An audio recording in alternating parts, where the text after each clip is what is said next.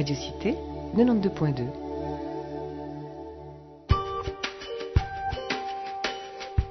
Cité Culture, une émission proposée et présentée par Jacques Magnol du lundi au vendredi de 16h à 17h. Et nous allons maintenant retrouver Martine Libertino pour parler des cours d'éveil philosophique, comme nous l'avions indiqué en début de cette émission. Plusieurs animateurs ont suivi la formation initiale de médiateur et suivent cette formation pour les cours d'éveil philosophique pour enfants et adolescents. Martine Libertino, bonjour. Bonjour. Comment est-ce que l'on pourrait définir un petit peu ces cours d'éveil philosophique qui ne sont pas destinés, qui sont donnés en dehors des structures scolaires? Est-ce qu'ils s'adressent, ce sont des cours qui sont donnés en supplément à ceux qui sont intéressés, ou est-ce que vous essayez de les intéresser à la philosophie d'une manière le plus large possible? Alors d'abord ces cours s'adressent à tous les enfants, donc de 6 ans jusqu'à 21 ans, répartis sous des groupes évidemment bien précis. Il faut bien faire la différence entre des cours de philosophie et cette école d'éveil philosophique, qui en fait est complètement différente, dans ce sens que nous n'enseignons pas la philosophie, nous n'enseignons pas les grands philosophes, nous enseignons une philosophie de vie. Audrey ? Comment vous est venue l'idée de créer cette école? À quel besoin répond-elle? Alors cette idée m'est venue petit à petit tout au cours des années où j'ai travaillé avec les gens, j'ai aidé les gens puisque j'ai donné des consultations, enfin je donne encore des consultations depuis 26 ans, et je me rends compte que les enfants, les adolescents ont beaucoup de difficultés, ils souffrent beaucoup de ce qu'ils vivent, il y a beaucoup de problèmes de communication aussi avec leurs parents, en général dans notre société d'ailleurs, il y a beaucoup de problèmes de communication, et c'est cette constatation qui m'a amenée à vraiment avoir envie d'aider les enfants. Donc le public cible est surtout des enfants en difficulté? Non. Bien sûr que le public cible serait des enfants en difficulté, parce que tant qu'à faire, autant aider ceux qui souffrent. Mais ce qui est important aussi dans cette école, c'est de permettre aux enfants de prendre des habitudes de fonctionner correctes, vous voyez. Donc pour moi, c'est important, je dirais, pour tous les enfants, de prendre un bon départ dans la vie. Et dans la présentation de vos cours, que l'on peut retrouver d'ailleurs sur votre site internet, vous dites qu'il est important concernant les réactions que l'entourage des jeunes peut rencontrer, qui sont parfois difficiles, de ne pas s'attacher à soigner les symptômes seulement, mais en guérir surtout les causes. Est-ce que vous voulez dire par là que les parents ne devraient pas se raccrocher à une discipline trop stricte, ou un autre type de discipline est possible? Alors, bon, je pense que c'est important de ne pas parler j'aime pas ce mot de discipline, si vous voulez, dans ce sens que ce qui est important, c'est que les parents apprennent à mieux comprendre leurs enfants, et que les enfants eux-mêmes apprennent à mieux se comprendre. Donc quand je parlais tout à l'heure de philosophie de vie, je parlais d'une capacité chez l'enfant, déjà tout petit, à découvrir qui il est, on lui enseigne ce qu'est sa personnalité, on lui enseigne aussi comment il va fonctionner, qu'est-ce qui le fait souffrir à l'intérieur de lui, qu'est-ce qui lui amène à avoir des émotions, on lui fait faire la différence entre ce qu'on appelle sa petite voix, qui va l'aider, tout ce qui va le déranger, tout ce qui va l'amener, tout ce qui va l'influencer pour faire des choses qui ne vont pas pour lui.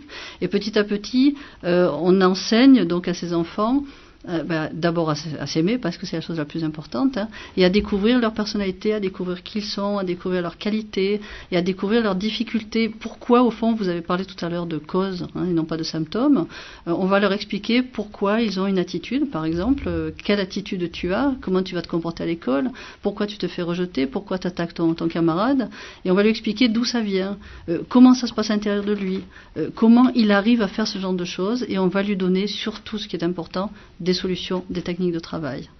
Et est-ce qu'il est plus difficile de grandir de nos jours qu'autrefois? Parce qu'on nous relate souvent maintenant la montée en violence des jeunes, mais est-ce que les jeunes d'hier n'étaient pas tout aussi violents?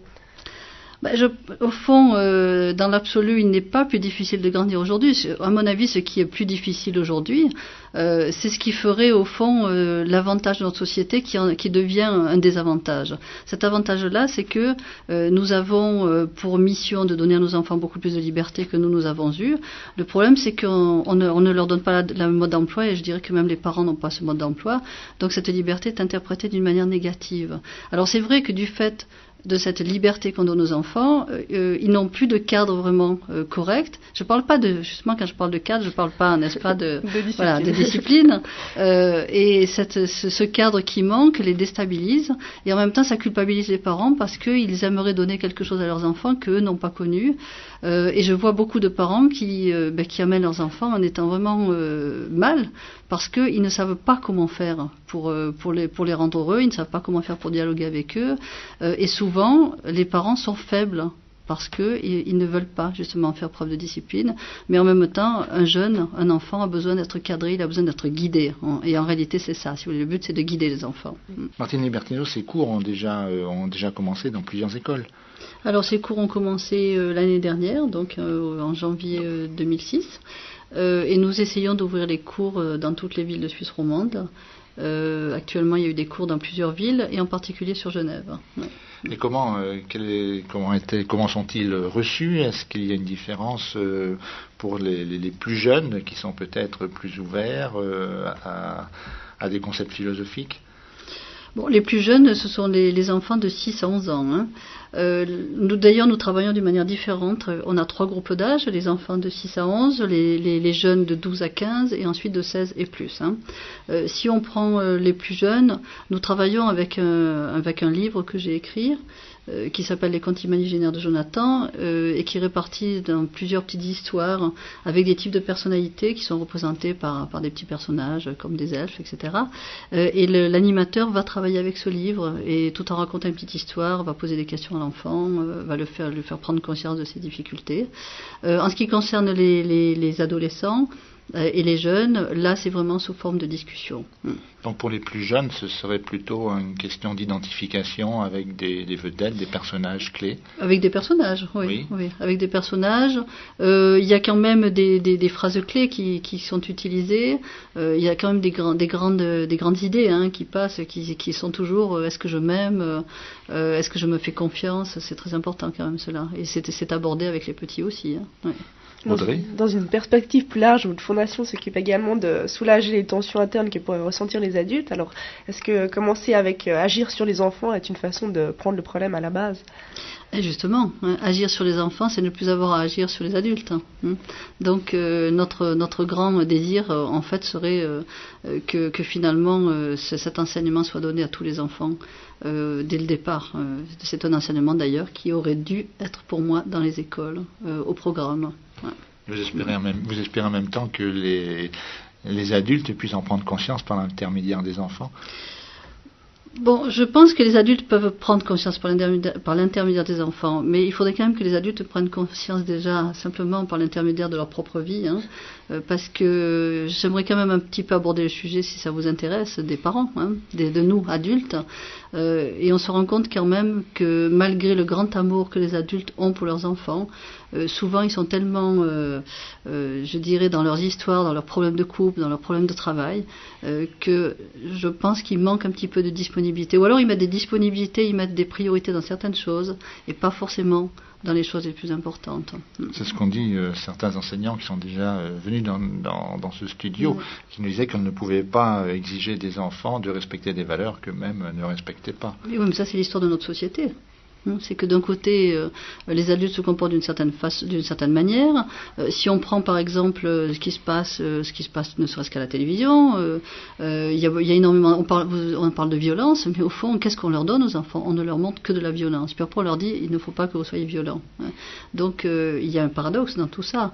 Et c'est vrai que, bon, je vais dire peut-être quelque chose qui va choquer les gens, mais je sais que si on enseigne, si on propose des séminaires, si on propose un enseignement aux gens qui pourraient les aider à régler leurs problèmes de couple et leurs histoires d'amour, souvent ils sont beaucoup plus motivés que s'occuper des problèmes de leurs enfants. Et ça ne les empêche pas de les aimer, mais il faut quand même voir la chose, je veux dire, il faut voir la vérité.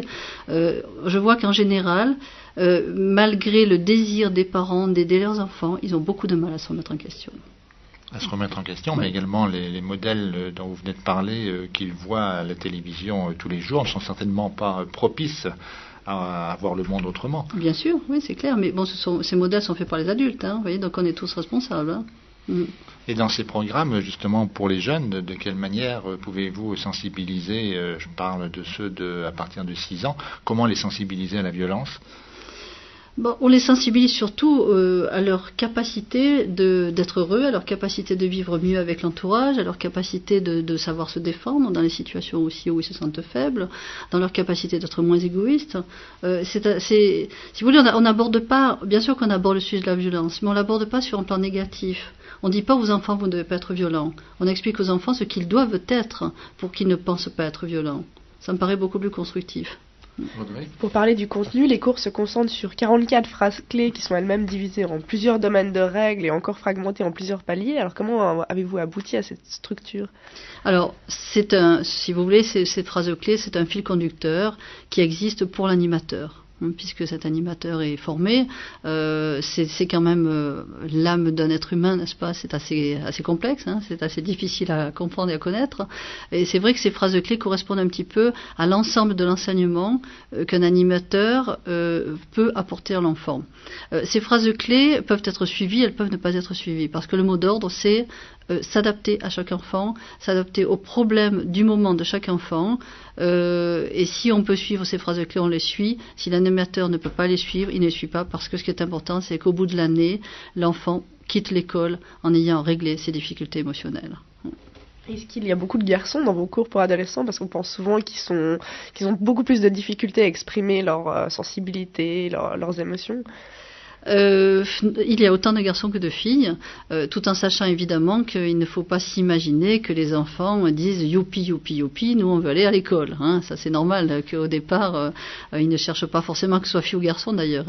C'est aussi une chose que les parents doivent apprendre aujourd'hui, c'est qu'au nom de la liberté, les parents disent souvent ah oui mais je dois demander à mon fils, je dois demander à ma fille s'il veut venir. Je leur dis mais écoutez, c'est pas un enfant qui peut décider ce qui est bon pour lui, c'est à vous, vous êtes le guide. Vous êtes les parents, c'est à vous à décider. Donc au départ, que ce soit fille ou garçon, le jeune n'éprouve pas forcément le besoin de venir dans cette école. En plus, il ne sait pas ce que c'est, il ne sait pas ce que ça veut dire.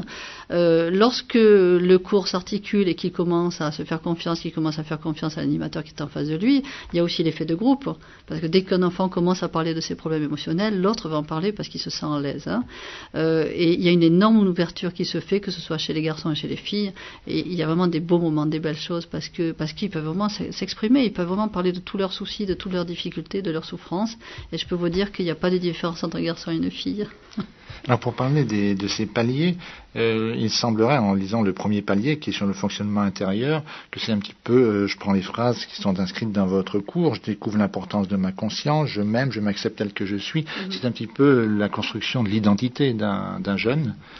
C'est la construction d'un être humain en fait, pas d'un jeune. Moi je ne fais pas la différence entre un adulte et un jeune.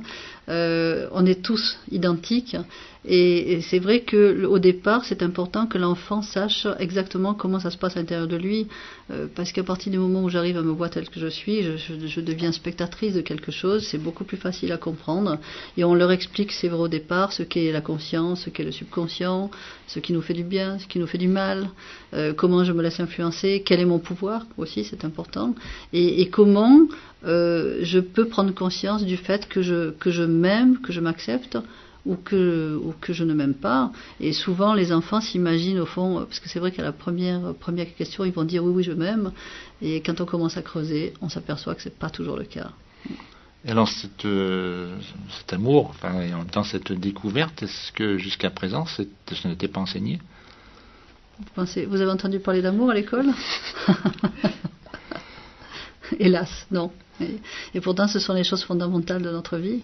L'amour, le respect. Je ne parle pas d'une morale conventionnelle. Je parle simplement de ce dont nous avons tous besoin, même si nous sommes modernes, n'est-ce pas ? Je pense qu'un être humain a besoin d'amour, il a besoin de dignité, il a besoin de se respecter, il a besoin de savoir qui il est, de pouvoir se positionner dans la vie, de connaître ses qualités, ses talents, et de connaître aussi ses difficultés, parce que c'est ce qui fait la beauté d'un être humain. Et c'est très important pour un enfant de prendre conscience de tout cela. Parce que s'il ne le fait pas aujourd'hui, il va le faire demain à travers des souffrances, à travers des difficultés qu'il va rencontrer dans son couple, dans sa carrière. Et malheureusement, entre-temps, il va prendre de mauvaises habitudes qui vont être difficiles à enlever. C'est peut-être ce qui peut provoquer notre étonnement de voir que les cours sont dispensés en dehors des heures normales, si on peut dire. Mm-hmm. Alors, il ne faut pas être étonné. Depuis quelques années, j'ai proposé au département d'instruction publique, dans différents cantons, mon enseignement, enfin cette école, qui n'a jamais intéressé personne. Et c'est pour ça d'ailleurs qu'au sein de l'association, j'ai décidé de créer cette école. Et finalement, aujourd'hui, on est tout content parce qu'on est très bien, on se débrouille tout seul et ça marche. Donc le résultat est tout à fait agréable pour nous, ça va très bien. Vous dites que ça n'intéresse personne, cependant vous avez quand même pu recruter des animateurs, des médiateurs qui enseignent cette... Bon, quand je dis que ça n'intéresse personne, je parle des personnes qui sont à la tête, n'est-ce pas, de l'enseignement.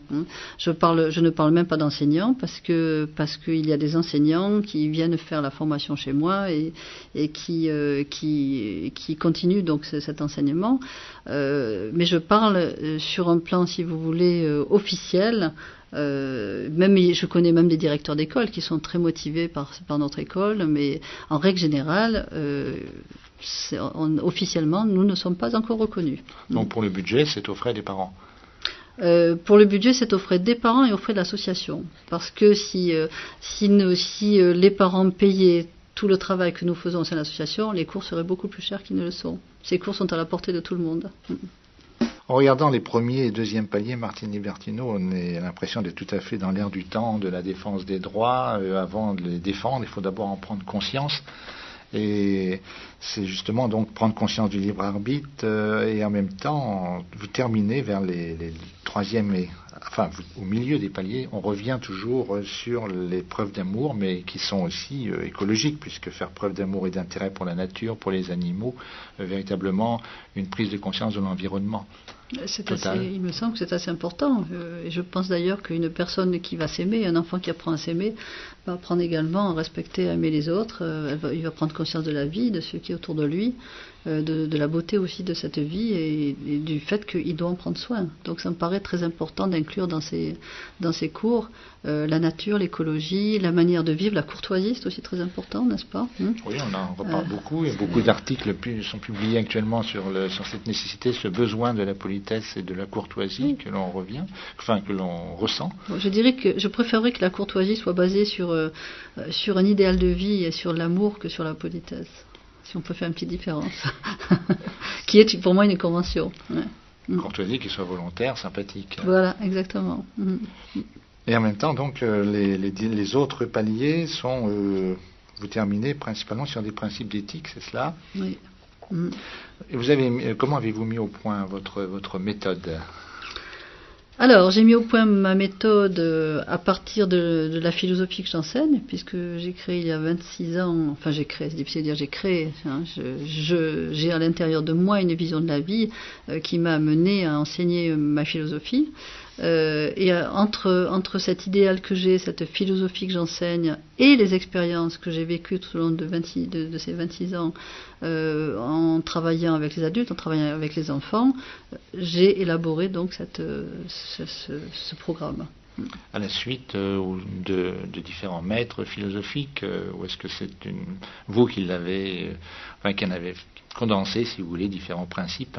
C'est moi qui ai condensé différents principes. Ouais. Et qu'en est-il en dehors de la Suisse romande, à l'étranger ? Est-ce qu'il y a des écoles qui travaillent sur le même principe, ou est-ce que vous avez fait des émules ? Écoutez, pour l'instant, je ne connais pas.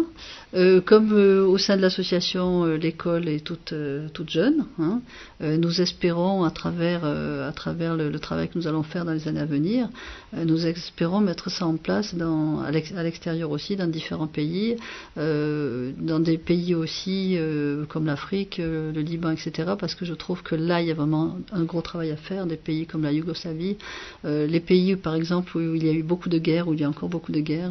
Les générations ont des programmations de violence, ont des programmations de souffrance qui sont tellement fortes que dans les années à venir, si on ne les aide pas, je ne vois pas comment ils pourront se sortir de tout ça. Voyez. Donc ça me paraît évident que dans ces pays-là, c'est aussi nécessaire, voire plus que chez nous.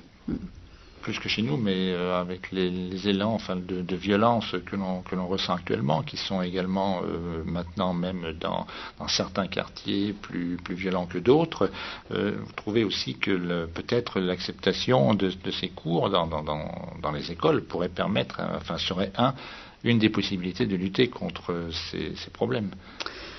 Écoutez, il y a quelques années, c'était un petit peu ce que je pensais. Aujourd'hui, j'ai changé d'avis, à savoir que le fait d'avoir créé l'école d'éveil philosophique à l'intérieur de l'association du Champ Libertino nous permet quand même d'avoir une grande autonomie. Je trouve que c'est important de suivre quand même une certaine philosophie que j'ai mise au point il y a quelques années, de suivre quand même des choses qui me tiennent vraiment à cœur. Et c'est vrai que le fait d'avoir créé cette école me donne une grande liberté pour travailler que nous n'aurions peut-être pas si nous travaillions avec les pouvoirs publics. Et donc finalement, je ne suis pas contre une collaboration, bien au contraire, je trouve ça magnifique, mais chacun peut travailler dans son coin et nous pourrions être complémentaires. Dans les questions de sécurité, qui ne sont évidemment qu'une faible partie de cet environnement, sont aussi des enjeux politiques. Est-ce que vous êtes consulté par des candidats ou autres, des personnes qui ont des responsabilités, pour parler de la possibilité des améliorations qu'amènerait votre méthode ? Alors pour l'instant non, au niveau politique il n'y a pas eu d'échange à ce niveau. Par contre il m'arrive de faire un travail de médiatrice dans des situations de conflit, dans des entreprises ou même sur un plan comment dirais-je, dans des écoles, vous voyez, dans des endroits comme ça. Là on fait appel à moi, mais pour l'instant sur un plan politique non. Audrey ? Et quel est le bilan que tirent les élèves de ces cours ? Alors, ces cours, jusqu'à présent, les cours duraient un semestre. Avec l'expérience, nous nous sommes aperçus que c'était trop court, puisqu'il n'y a qu'un cours par mois, puisqu'on ne veut pas surcharger les enfants. Un cours qui dure 2 heures. Nous avons fait le bilan de l'année dernière, puisque c'était la première année. Et les enfants qui n'ont pas forcément envie de venir au cours et qui doivent être un petit peu motivés très fortement par leurs parents ont envie de revenir. Et ça, c'est une grande victoire pour les animateurs et pour l'association, parce que en fin d'année, nous faisons un bilan, et je tiens absolument à ce bilan. J'ai proposé qu'en fin d'année, je me déplace personnellement pour aller faire un bilan avec les enfants et les parents. Puisque la plupart du temps on fait toujours un bilan avec les parents, les enfants sont mis à l'écart. Chez nous, les enfants, tout le monde participe. L'animateur, l'animatrice est là, les parents sont là et les enfants sont là. Le dernier soir du cours, je fais un bilan, je prends chaque enfant, je prends chaque famille. D'abord on demande à l'enfant s'il est content de ce qu'il a fait, ce que ça lui a apporté, est-ce qu'il a pu trouver des solutions à sa vie pour ses problèmes. On demande aux parents s'ils estiment que l'enfant a fait des progrès et on fait le bilan de tout ce qui s'est passé. Je les aide s'il y a encore un problème. D'ailleurs, il y a beaucoup de choses qui sortent ce soir-là. Je dois dire qu'en général, on ne regarde pas l'heure, donc je prends chaque famille jusqu'à ce qu'on termine. Ça peut durer 1 heure, 2 heures, 3 heures, aucun problème. Et là, c'est vrai qu'il sort beaucoup de choses et la plupart du temps, les enfants expriment le fait que ça les a aidés. Les parents aussi expriment le fait que cela les a aidés. Et à Genève, par exemple, pratiquement tous les enfants, tous les adolescents qui viennent au cours de 12 à 15 ont émis le désir de revenir. Ce qui est une victoire. On est content. Donc petit à petit, vous remarquez que appelons-les quand même les élèves. Oui, si vous voulez. Les participants préférés viennent avec plaisir. Ce n'est pas une corvée. Alors bien sûr que dans les groupes il existe des enfants, des jeunes qui au départ ne viennent pas avec plaisir parce qu'il y a toujours aussi toute la démarche entre ce qui se passe entre papa et maman et moi. C'est papa et maman qui m'obligent à aller, donc je n'ai pas envie d'aller. Voyez.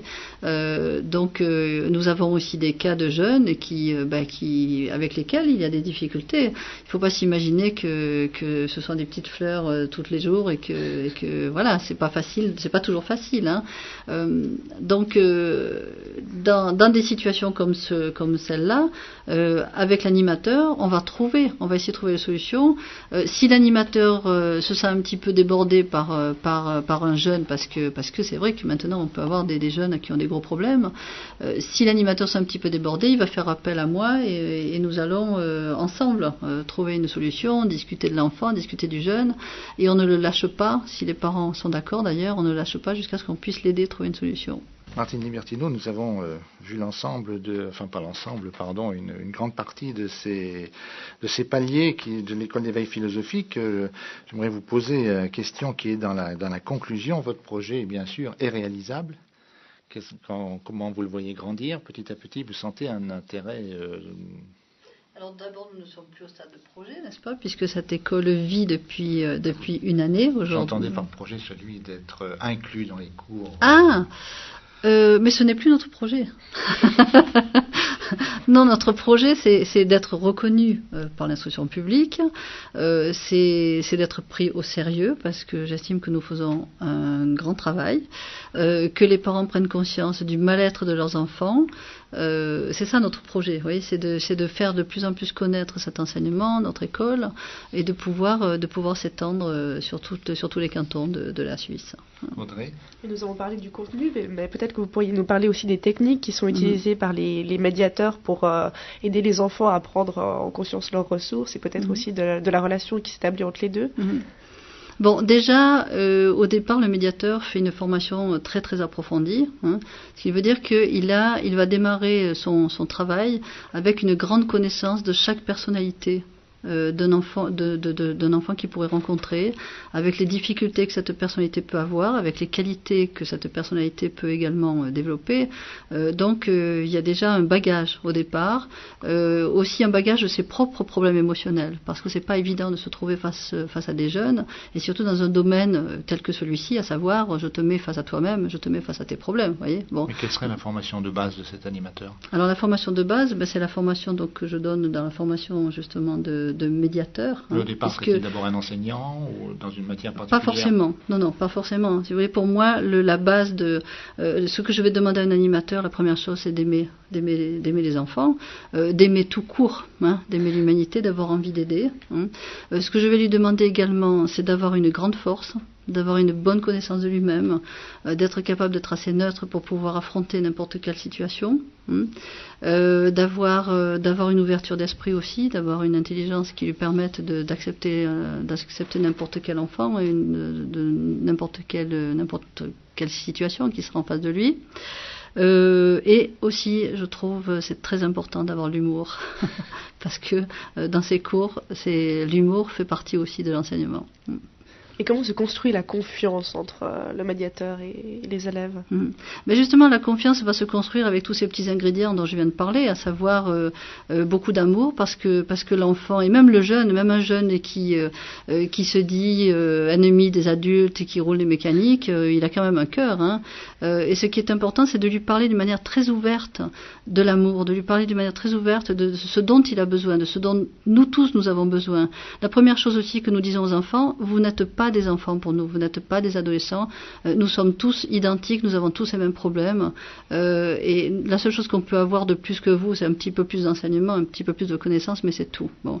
Donc la confiance va s'installer par justement une capacité chez l'enfant, chez le jeune, de voir que justement qu'il peut faire confiance à l'animateur, qu'on ne le prend pas de haut non plus, qu'on ne fait pas preuve d'autorité, mais qu'on fait preuve de fermeté à son égard, parce que ça demande une grande fermeté quand même de donner ses cours. Mais en même temps, il apprend à avoir confiance parce qu'il voit qu'on l'aime, et en même temps qu'on va lui enseigner quelque chose de juste. Parce que malgré ce qu'on peut voir chez les jeunes actuellement, malgré ce que eux vont nous montrer actuellement, nous, on voit à l'intérieur des enfants, à l'intérieur des jeunes, qu'ils ont toujours un cœur plein d'idéal, qu'ils ont toujours un désir d'admirer les adultes, ils ont toujours un désir de voir une société qui est belle et qui ne les trahit pas, qui ne les déçoit pas, malgré tout ce qu'ils disent. Pratiquement, Martine Libertino, donc, comment cela se passe-t-il? Parlons de Genève tout d'abord. C'est principalement au Collège Calvin. Alors, nous louons des locaux au Collège Calvin. Les cours sont donnés le soir, pour les petits un petit peu plus tôt, le mardi, une fois par mois. On prend contact avec vous ? On prend contact à l'association du Champ Libertino. On prend contact aussi à travers le site internet. Et à partir du moment où les parents prennent contact avec nous, ils vont inscrire leurs enfants à l'école et les enfants peuvent commencer donc les cours dès l'inscription. Les prochaines commencent le 23 janvier. Alors les prochains cours commencent donc la semaine prochaine, mardi prochain. Pour les petits, donc le 6 à 11 ans, le même jour d'ailleurs, avec les jeunes de 12 à 15 ans. Et il y a d'autres cours pour les 16 et plus qui se donnent un autre jour à une autre date. Et le cycle est annuel. Et le cycle est annuel. Oui, donc c'est annuellement, à savoir de janvier jusqu'à décembre. Oui. Et nous faisons donc le bilan au mois de décembre. Vous n'avez pas choisi de suivre le calendrier scolaire? Non, parce que finalement, c'est plus facile pour tout le monde, que ce soit pour nous comme pour les parents. Parce qu'au début de l'année scolaire, les parents sont stressés par l'entrée à l'école. Ils ne connaissent pas encore le programme des enfants. Alors que finalement, quand on arrive au mois de janvier, tout est bien installé, on connaît les programmes, c'est plus facile pour tout le monde. Alors, Martine Libertino, nous allons nous retrouver mardi prochain pour parler de l'étape suivante, qui est probablement celle de la médiation, mais dans d'autres conflits qui peuvent être ceux des adultes. Une sorte d'extension des cours des 6 à 11 ans. Alors, ça serait une extension pour les 6 à 11 ans lorsqu'ils auront grandi. Autrement, on pourrait dire plutôt que cette formation est la phase, je dirais, précédente. Pour ceux qui n'ont pas eu la chance d'avoir les cours. Voilà, exactement. Et pour ceux qui ont envie d'aider les autres aussi, parce que c'est le but. Merci Martine Libertino. Je vous en prie. Vous avez écouté Cité Culture, que vous retrouverez demain. Demain, nous serons avec Bruno Vessière pour parler de l'exposition sur la Praille et des changements de la ville. Cette émission a été préparée avec Audrey Schmitt et Raphaël était à la technique. Et nous vous souhaitons une bonne soirée avec nos programmes qui se poursuivent avec Cité Jazz. Cité Culture, une émission proposée et présentée par Jacques Magnol du lundi au vendredi de 16h à 17h.